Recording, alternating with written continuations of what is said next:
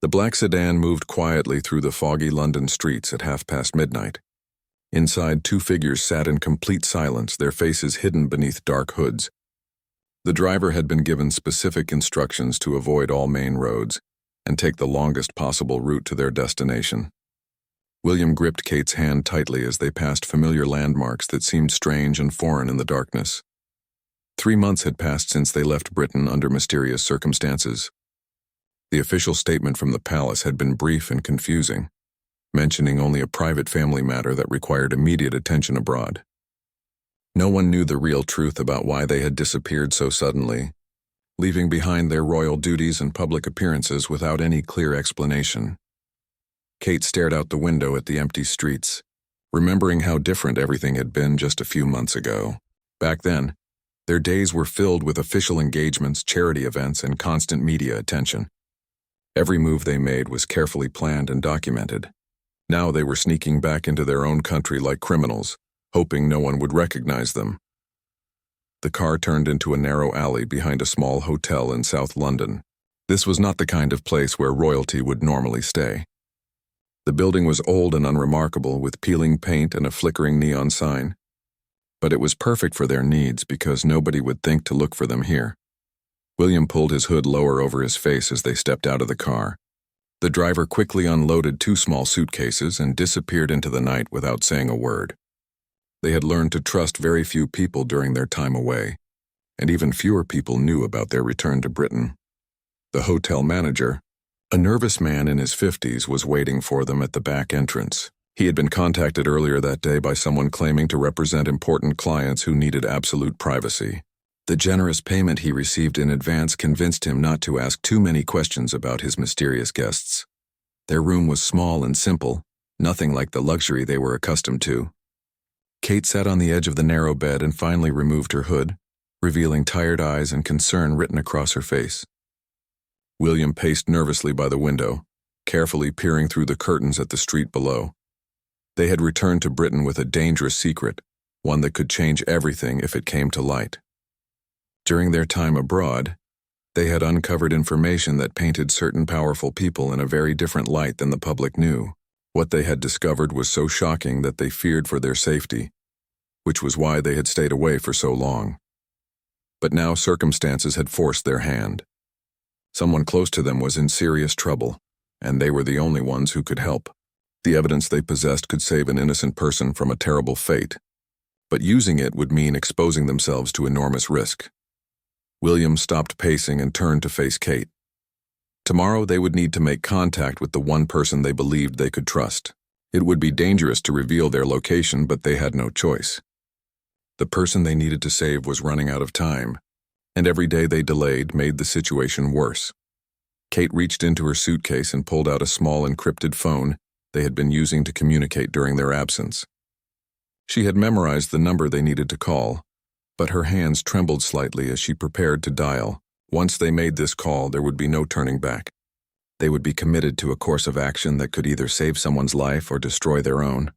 The weight of their decision pressed down on both of them as they sat in the dim hotel room. Outside, London continued its normal rhythm, unaware that 2 of its most famous residents had returned under cover of darkness. The city that had once celebrated them now felt like a place full of hidden dangers and watching eyes.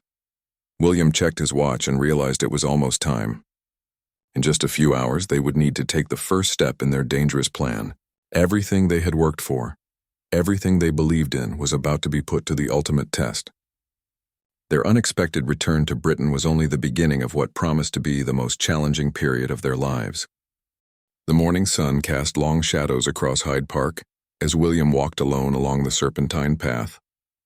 He wore a baseball cap pulled low and dark sunglasses, hoping to blend in with the early morning joggers and dog walkers. His heart raced with each step, knowing that discovery would mean immediate danger for both him and Kate. At exactly 8 o'clock, he spotted the familiar figure sitting on their agreed meeting spot. Detective Inspector Sarah Collins had been William's childhood friend, long before either of them understood the weight of royal duties or police responsibilities. She was one of the few people they believed they could trust with their lives. Sarah looked up as William approached, her expression a mixture of relief and concern. She had been worried sick since receiving the cryptic message the night before. The past 3 months had been filled with rumors and speculation about the royal couple's disappearance. But she never imagined she would be meeting William in secret like this. William sat down beside her, maintaining the appearance of casual conversation, while scanning the area for anyone who might be watching. Sarah pretended to feed the ducks while he quickly explained why they had returned. The story he told her was almost too incredible to believe, involving corruption at the highest levels of government and a conspiracy that reached into places no one would ever suspect. During their time abroad, William and Kate had been contacted by a whistleblower who possessed evidence of illegal activities involving several prominent figures in British society. The evidence included financial documents, recorded conversations, and photographs that proved these individuals had been using their positions for personal gain at the expense of innocent people. The whistleblower, a former government accountant named James Morrison, had been gathering this evidence for years. When he finally decided to come forward, he reached out to William and Kate because he believed their royal status would provide protection and credibility to his claims. However, the moment he made contact, his life was put in immediate danger. Sarah listened in growing alarm as William described how James had been forced into hiding after several attempts on his life. The people involved in the corruption had extensive resources and connections throughout the law enforcement and intelligence communities. James had trusted very few people with his location, but now even those safe houses were becoming compromised. The reason William and Kate had returned was simple but terrifying. James had sent them a desperate message 3 days ago, saying that his final hiding place had been discovered. He was being hunted by professional killers, who would stop at nothing to silence him permanently. The evidence he possessed was the only thing keeping him alive, but it was also what made him such a valuable target. William pulled out a small memory stick and discreetly handed it to Sarah.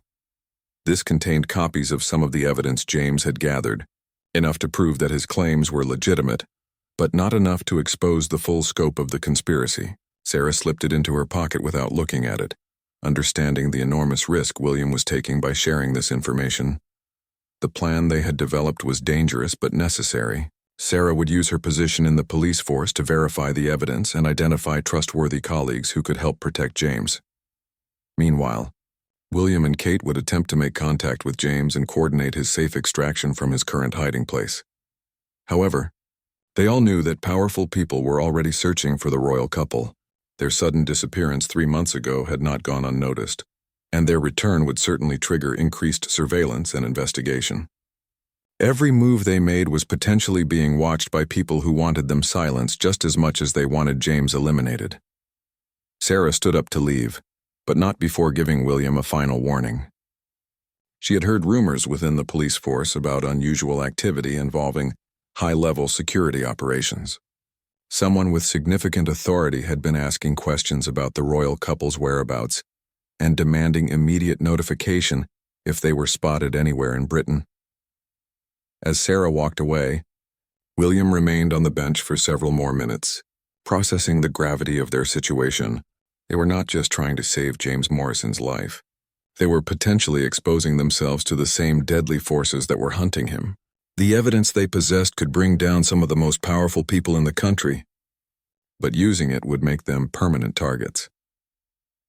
William finally stood up and began the careful journey back to the hotel where Kate was waiting.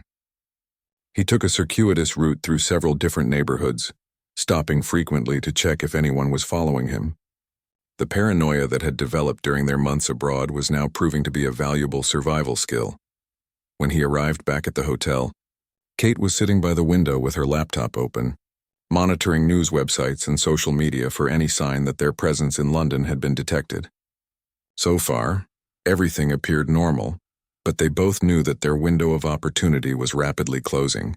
Soon they would need to make their next move, and the stakes could not be higher. The encrypted phone buzzed quietly at 2 p.m, making both William and Kate jump with nervous tension. The message was brief but urgent. James Morrison needed immediate extraction from his current location. His hiding place in an abandoned warehouse in East London had been compromised, and he estimated he had less than 6 hours before his pursuers would find him. Kate quickly gathered their few belongings while William studied a map of London, trying to identify the safest route to reach James. The warehouse was located in an industrial area that would be largely deserted during daylight hours, which could work in their favor or against them depending on who else might be waiting there. They left the hotel through the back entrance, using a different rental car that Sarah had arranged for them. The vehicle was registered under a false name and equipped with modified license plates that would be difficult to trace. Every precaution was necessary because they knew their enemies had access to sophisticated surveillance technology. The drive across London felt like the longest journey of their lives. Kate navigated while William drove, both of them constantly checking mirrors and side streets for any sign of pursuit. The radio played normal afternoon programming, but every news bulletin made them tense with fear that their presence in the city had been discovered. They reached the industrial district just as the afternoon shift was ending at nearby factories. This provided perfect cover as their car blended in with dozens of other vehicles leaving the area. William parked 3 blocks away from the warehouse, and they completed the journey on foot through a maze of narrow alleys and loading docks.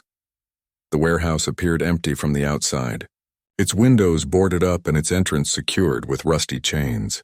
But James had given them specific instructions about a hidden entrance on the south side of the building. Kate kept watch while William carefully removed a section of loose fencing that concealed a small door. Inside, the warehouse was dark and filled with the musty smell of abandonment. Shafts of sunlight filtered through gaps in the roof, creating an eerie atmosphere that made every shadow seem threatening. They moved carefully through the maze of old machinery and storage containers, following James's directions to a concealed office space on the upper level. James Morrison was waiting for them in a small room that had been converted into a makeshift living space. He was a thin man in his 40s with tired eyes and the nervous demeanor of someone who had been running for his life.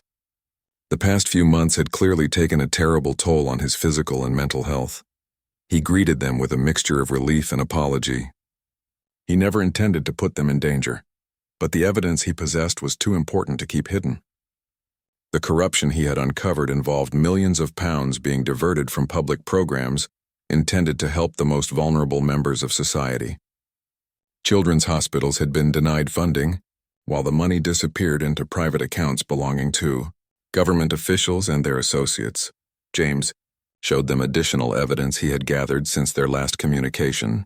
Bank records, email correspondence, and recorded phone conversations painted a picture of systematic theft that had been going on for years. The people involved had used their positions of trust to enrich themselves while ordinary citizens suffered from reduced public services and inadequate health care. The most shocking revelation was the identity of the conspiracy's leader. Lord Richardson, a respected member of the House of Lords and advisor to multiple government administrations, had been orchestrating the entire operation. His reputation for integrity and public service had provided perfect cover for his criminal activities. But James had made a crucial discovery just days ago that changed everything. Lord Richardson had learned about the investigation and was planning to eliminate all evidence of his crimes. This included not only destroying documents and silencing witnesses, but also arranging for James to be killed in what would appear to be an accident. William studied the evidence with growing anger and determination. These were not victimless crimes. Real people had suffered because of this corruption. Families had lost loved ones due to inadequate medical care. Schools had closed in poor neighborhoods, and social programs had been gutted to fund the lavish lifestyles of corrupt officials. Kate was monitoring the news on her phone when she noticed something alarming. A brief report mentioned unusual police activity in East London, with multiple units responding to reports of suspicious individuals in the industrial district. They were running out of time much faster than expected. James quickly gathered the most important evidence into a waterproof case, while William and Kate prepared for immediate departure. They could hear vehicles approaching in the distance, and the sound was getting closer. Someone had discovered their location, and a confrontation was now inevitable. The plan they had discussed earlier would need to be implemented immediately. James would go with Kate to a secondary safe house that Sarah had prepared, while William would attempt to draw away their pursuers. It was a dangerous strategy that separated them at the worst possible moment, but their options were rapidly disappearing. As they prepared to leave the warehouse, William made a silent promise to himself. No matter what happened next, He would ensure that the truth about this corruption would be exposed. Too many innocent people had already suffered, and the criminals responsible would finally face justice for their actions. The sound of approaching vehicles grew louder as William, Kate, and James prepared to split up and execute their desperate escape plan. Through a crack in the boarded windows, they could see black SUVs positioning themselves around the warehouse. These were not police vehicles, but something far more threatening: private security operatives with no legal authority but unlimited resources. William kissed Kate goodbye, knowing this might be the last time he would see her for a very long time. She and James would escape through the hidden tunnel that led to the adjacent building, while William would create a diversion by leaving through the main entrance. His royal status might provide some protection, but they all knew that desperate people were capable of desperate actions. Kate and James disappeared into the darkness of the tunnel, while William waited exactly 3 minutes before making his move. He walked boldly through the front entrance of the warehouse, his hands visible and his posture confident despite the fear coursing through his veins. The operatives surrounding the building were clearly surprised to see him emerge so openly. The leader of the group, a tall man with military bearing, approached William with professional caution. He introduced himself as Commander Phillips and claimed to represent a government security division tasked with protecting national interests.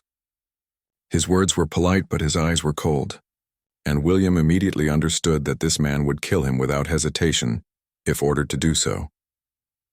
Commander Phillips demanded to know where James Morrison was hiding and what evidence William possessed. He spoke with the authority of someone accustomed to immediate compliance, but William had spent his entire life dealing with people who expected deference. He calmly explained that he had no idea what the commander was talking about and was simply exploring abandoned buildings as a hobby. The interrogation continued for nearly an hour as more operatives arrived at the scene. William maintained his innocent facade while internally calculating how much time Kate and James needed to reach safety. Every minute he could delay these people was another minute for his wife and the whistleblower to escape London entirely. Meanwhile, Kate and James emerged from the tunnel system 3 blocks away from the warehouse. Sarah was waiting for them with a different vehicle and new identification documents. The safe house she had prepared was located in a quiet suburb north of London, far from the industrial district where the confrontation was taking place. The drive to safety was tense and silent. Kate watched the news on her phone, desperately hoping for some sign that William was safe. James clutched the evidence case like his life depended on it, which in many ways it did. Sarah drove with professional efficiency, taking a route designed to avoid all traffic cameras and surveillance checkpoints. Back at the warehouse, Commander Phillips was becoming increasingly frustrated with William's responses. Phone calls were made to higher authorities, and William could sense that decisions were being made about his fate. The polite facade was beginning to slip, and veiled threats were becoming more direct. The breakthrough came when one of the operatives discovered the tunnel entrance.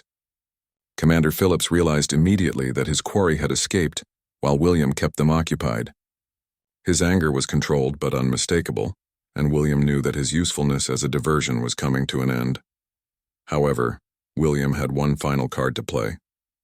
He calmly informed Commander Phillips that his location was being monitored by Detective Inspector Collins, and that his failure to check in at regular intervals would trigger an immediate investigation.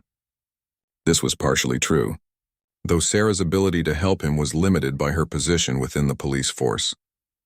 The standoff continued as Commander Phillips consulted with his superiors about how to handle the situation. Killing or kidnapping a member of the royal family would create enormous complications, but allowing William to leave with knowledge of their operation was equally problematic. They needed a solution that would silence him without creating an international incident. Kate and James arrived at the safe house just as the sun was setting. The location was a modest cottage surrounded by gardens and trees that provided natural camouflage. Sarah had stocked it with food, communication equipment, and everything they would need for an extended stay. James immediately began organizing the evidence for transmission to trusted journalists and law enforcement officials in other countries. The corruption they had uncovered was too important to remain hidden, regardless of the personal cost to himself or his protectors. He worked with desperate efficiency, knowing that time was running out for all of them. Kate tried calling William's encrypted phone but received no response. She knew he might not be able to answer, but the silence was terrifying. Sarah attempted to use her police contacts to locate him, but the warehouse district had become a restricted area under the authority of unknown government divisions. As night fell over London, 3 separate groups of people were making decisions that would determine the fate of everyone involved. William was still being held by Commander Phillips while his captors decided what to do with him. Kate and James were preparing to release evidence that would expose massive corruption, but also paint targets on their backs. And somewhere in the corridors of power, Lord Richardson was coordinating a response that would protect his criminal empire at any cost. The next few hours would determine whether truth and justice would prevail, or whether the powerful would once again escape accountability for their crimes. William's unexpected return to Britain had set events in motion that could no longer be stopped, but the ultimate outcome remained uncertain as darkness settled over the city. Dawn broke over London with an unusual tension in the air. News outlets were beginning to report strange rumors about increased security activity, though none of them understood the true scope of what was unfolding.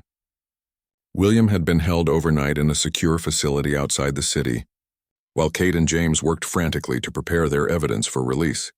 Sarah Collins had spent the entire night using her police contacts to gather intelligence about William's situation.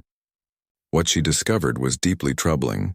The people holding him operated outside normal legal channels and answered directly to individuals who preferred to remain in the shadows.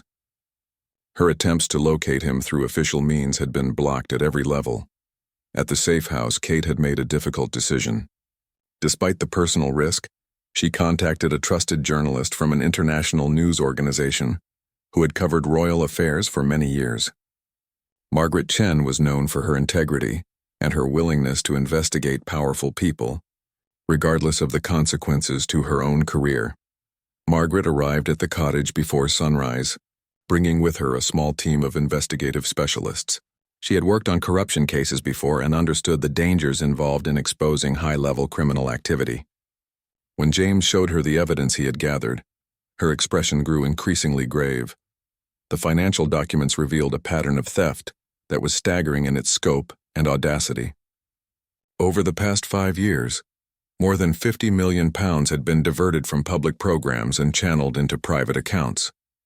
Lord Richardson had used his position to influence government contracts, ensuring that money intended for hospitals, schools, and social services ended up enriching his associates. Margaret's team worked to verify the authenticity of the evidence, while James explained how he had gathered it. As a government accountant with high-level security clearance, he had access to financial systems that revealed discrepancies others might have missed. His decision to investigate further had uncovered a conspiracy that reached into the highest levels of British government.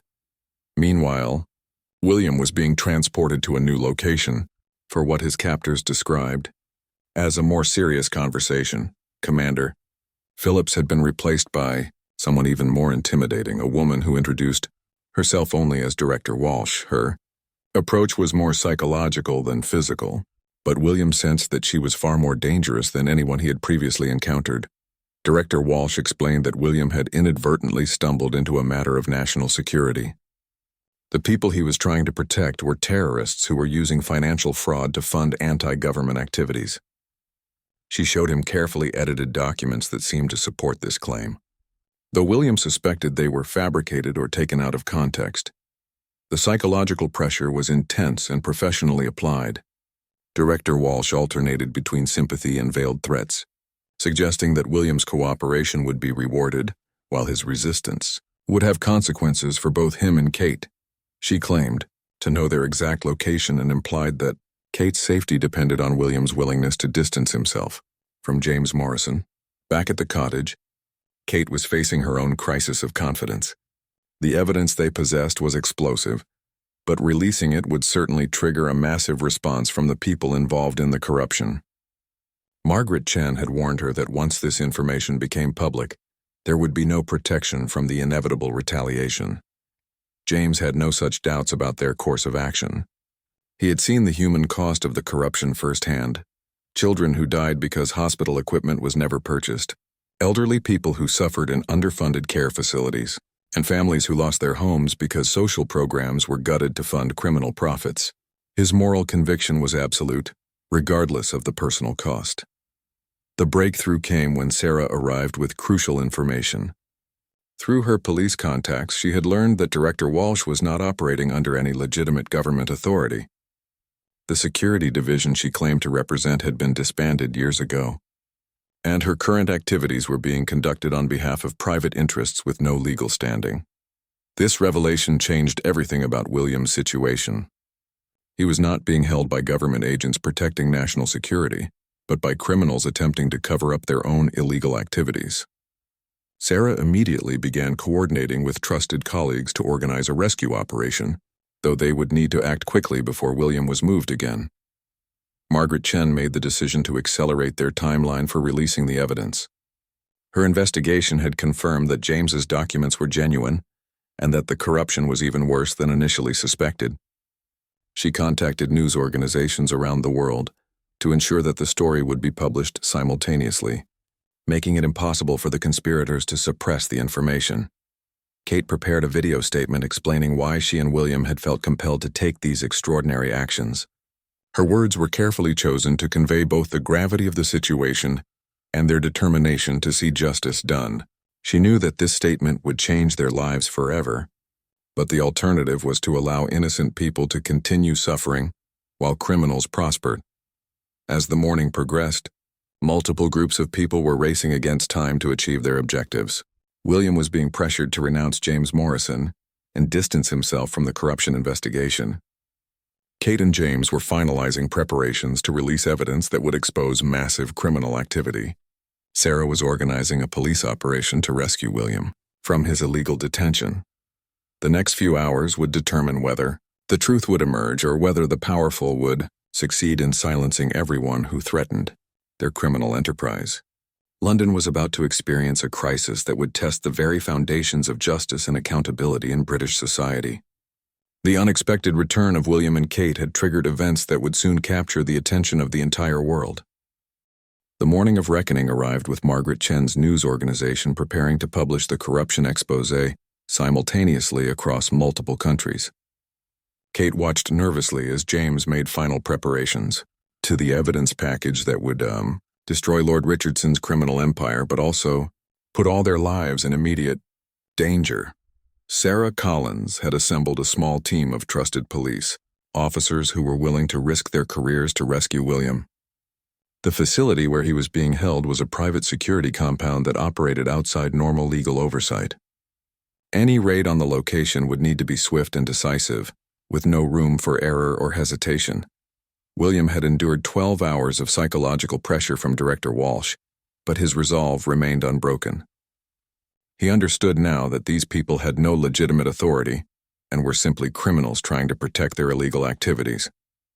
His royal training in dealing with difficult situations was proving invaluable in resisting their manipulation tactics. The rescue operation began at exactly 10 o'clock in the morning. Coordinated with the scheduled release of the corruption evidence, Sarah's team surrounded the facility while she presented fabricated arrest warrants for Director Walsh and her associates. The confusion this created provided just enough distraction for William to escape during the chaos. Meanwhile, news outlets around the world were publishing detailed reports about the corruption scandal. The evidence James had gathered was presented with professional analysis that made the criminal conspiracy impossible to deny or dismiss. Bank records, recorded conversations, and internal documents painted a clear picture of systematic theft from public funds. Lord Richardson's response was swift and predictable. Within minutes of the story breaking, his lawyers were demanding retractions and threatening lawsuits against every news organization involved. His political allies began issuing statements questioning the authenticity of the evidence and suggesting that the entire scandal was a fabrication designed to damage the government, but James Morrison had anticipated this response and prepared accordingly. Hidden cameras had recorded several meetings where Lord Richardson and his associates discussed their criminal activities in explicit detail. Audio recordings captured them, laughing about the people who suffered because of their theft and planning ways to eliminate anyone who threatened their Operation Kate's video statement was released simultaneously with the evidence. explaining why she and William had felt compelled to take such extraordinary actions. Her words were measured but passionate, describing their moral obligation to expose corruption that harmed innocent people. She acknowledged the risks they were taking, but emphasized that some principles were worth any sacrifice. The public response was immediate and overwhelming.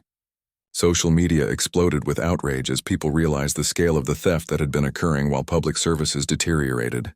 Protests began forming outside government buildings as citizens demanded immediate action against everyone involved in the conspiracy. William reunited with Kate and James at a new, safe house that Sarah had prepared outside London. The immediate danger had passed, but they all knew that powerful people would be planning retaliation. Lord Richardson and his associates had too much to lose to simply accept defeat and legal consequences for their actions. The political earthquake continued throughout the day as more details emerged about the corruption. Opposition leaders demanded the resignation of government officials who had failed to detect or prevent the criminal activity. International observers expressed shock at the scale of the fraud and the apparent inability of British institutions to prevent it. James Morrison finally felt a sense of relief after months of living in fear. The evidence he had risked his life to gather was now public knowledge, making it impossible for the conspirators to silence him without drawing even more attention to their crimes. His courage in coming forward had exposed a level of corruption that few people had imagined possible. However, the victory came with a sobering realization about the challenges ahead. Lord Richardson and his associates still possessed enormous wealth and influence, and they would undoubtedly use both to avoid accountability. The legal system would need to overcome significant pressure and potential interference to ensure that justice was served. Sarah Collins found herself at the center of a massive investigation as law enforcement agencies scrambled to respond to the revelations. Her role in protecting the whistleblower and facilitating the exposure of the corruption had made her a hero to some and a target to others. She knew her career would never be the same, but she felt proud of the choice she had made. Margaret Chen's news organization was facing legal challenges and political pressure from powerful people who wanted the story suppressed. But the international nature of the publication and the overwhelming evidence made it impossible to contain. Other journalists around the world were investigating similar patterns of corruption in their own countries, suggesting that the British scandal was part of a much larger problem. As evening approached, William and Kate reflected on the extraordinary journey that had brought them to this moment. Their unexpected return to Britain had triggered a series of events that exposed massive corruption and potentially changed the course of British politics. They had sacrificed their privacy, security, and normal lives to ensure that the truth would emerge. The immediate crisis was over, but the real work was just beginning. Legal proceedings would take years to resolve, and the political consequences would unfold over months and perhaps decades. They had succeeded in exposing the corruption, but ensuring that justice was served would require continued courage and determination from everyone involved in the fight for accountability. 6 months after their secret return to Britain, William and Kate stood in the witness box of the Central Criminal Court, preparing to give testimony that would conclude one of the most significant corruption trials in British legal history. The courtroom was packed with journalists, legal observers, and members of the public who had followed every detail of the case that had shocked the nation. Lord Richardson sat in the dock, his once proud bearing replaced by the defeated posture of a man who knew his carefully constructed empire of lies was crumbling around him. 17 of his associates had already been convicted on various charges ranging from fraud to conspiracy, and the evidence against Richardson himself was overwhelming and undeniable. James Morrison had become a reluctant hero, praised for his courage in exposing the corruption despite enormous personal risk. His testimony had been devastating to the defense, providing detailed evidence of how public funds had been systematically stolen while vulnerable people suffered. The government had granted him full protection and immunity in recognition of his service to the public interest. Sarah Collins had been promoted to Detective Chief Inspector in recognition of her role in the investigation. Her willingness to risk her career to protect a whistleblower and facilitate the exposure of high-level corruption had earned her widespread respect within law enforcement. She now headed a new unit specifically designed to investigate financial crimes involving public officials. The legal proceedings had revealed the full scope of the conspiracy, which extended far beyond what anyone had initially suspected. Over £80 million had been stolen from public programs over a 7-year period, affecting healthcare, education, housing, and social services throughout Britain. The human cost of this theft was incalculable, measured in lives lost and opportunities denied. Margaret Chen had won several journalism awards for her role in exposing the scandal, but she took little satisfaction in the recognition. Her investigation had continued long after the initial revelations, uncovering additional evidence of corruption and holding powerful people accountable for their actions. Her work had inspired similar investigations in other countries, revealing that financial corruption was a global problem requiring international cooperation to address effectively. William's testimony focused on the moral obligation he felt to act when confronted with evidence of such massive wrongdoing. He explained how his royal position had provided unique access to information and protection that ordinary citizens would not have enjoyed. His decision to risk everything to expose the truth had been driven by a deep sense of duty to the people who had been harmed by the corruption. Kate spoke about the personal cost of their decision, describing months of living in fear and uncertainty while protecting James Morrison and gathering evidence. She emphasized that their actions had been motivated by compassion for the victims of corruption, particularly children and elderly people who had suffered because public services were deliberately underfunded to enrich criminals. The judge's summing up was comprehensive and damning, describing the corruption as a betrayal of public trust that had caused immeasurable harm to British society. Lord Richardson was sentenced to 25 years in prison, while his associates received sentences ranging from 5 to 15 years. The court also ordered the return of all stolen funds to the public programs from which they had been taken. The aftermath of the trial brought significant changes to British government and society.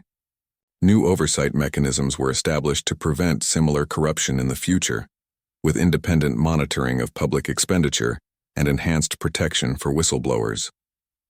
The scandal had shaken public confidence in institutions, but it had also demonstrated that accountability was possible when brave individuals were willing to take extraordinary risks. William and Kate's relationship with the traditional royal duties had been forever changed by their experiences. They continued their public service, but with a much greater focus on transparency and social justice.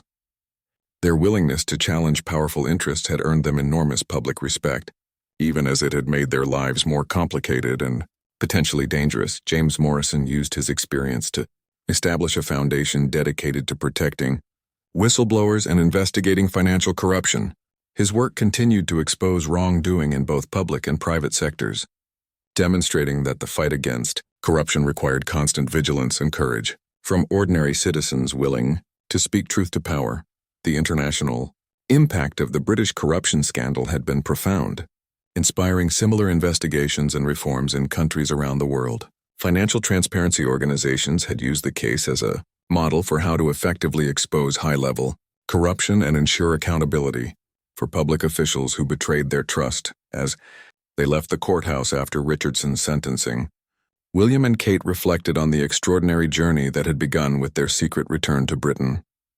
They had risked everything to ensure that truth would prevail over power, and their courage had ultimately been vindicated by the legal system they had fought to protect. The story that began with 2 figures sneaking through foggy London streets had concluded with the delivery of justice for countless victims of corruption. Their unexpected arrival had indeed left everyone stunned, but not in the way their enemies had intended. Instead of being silenced and intimidated, they had exposed a conspiracy that shook the foundations of British society and demonstrated that no one, regardless of wealth or position, was above the law. The fight for justice and accountability would continue, but William and Kate had proven that ordinary courage could overcome extraordinary corruption when people were willing to risk everything for the truth. Their secret return had changed not only their own lives, but the entire country they had sworn to serve.